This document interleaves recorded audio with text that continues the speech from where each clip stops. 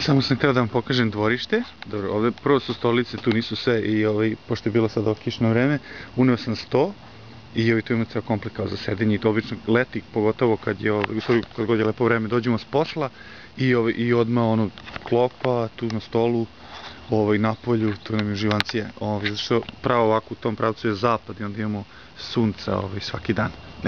A ovo ovde, ovo su moje R2-D2, Darth Vader, nisam još smislio imena, ali smislit ćemo neka vanzemaljska. To je za kompost, tu pravimo travicu za, kako se zove, ovo je trava u kesi, pokošena, za baštu. A bašta, evo i ovde, to je malo. Ono je Atasov bazen koji nikad nije voleo. Ovo ovde smo počeli pravimo od cvećnika pa smo stali, to jest ja. Tu je baštica, tu se sad sve priprema i tu ćemo posle naspamo o neku zdravu zemlju i da tu posadimo paradajz. U međuvremenu, ovde su ostaci od prošlegodišnjih biljaka, ovo je, ne znam šta je ovo, ali ovo je valjda ruzmarin. A ovde su nam bili nana i paradajz.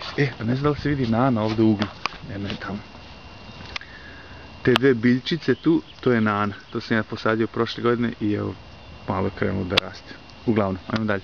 Ništa, tu je dvorište, kućica, tamo kosilica, alat, saksije, mirine ispred. Kao što vidite, nema ništa drveća, ovo jedno drvo je uginulo. I to je to, malo je, nizbrdica nam je u dvorištu, pa to treba malo da sredim, da bi bolje voda odlazila. I to je to, trava i ništa, tu je čisto. Ovdje će nam doći nova bašta, pošto gleda na zapad, bit će puno sunca. I to je to, uživancija.